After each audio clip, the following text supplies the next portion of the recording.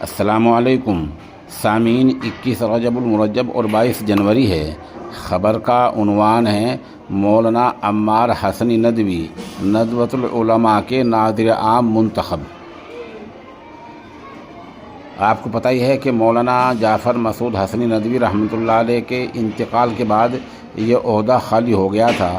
مجلس نے اتفاق رائے سے مولانا عمار عبدالعلی حسنی ندوی کو اس عہدے کے لیے منتخب کیا ہے۔ مولانا معروف صحافی ہیں اور مولانا محمد الحسنی رحمۃ اللہ علیہ کے فرزند اور مولانا عبداللہ حسنی ندوی رحمۃ اللہ علیہ کے چھوٹے بھائی ہیں۔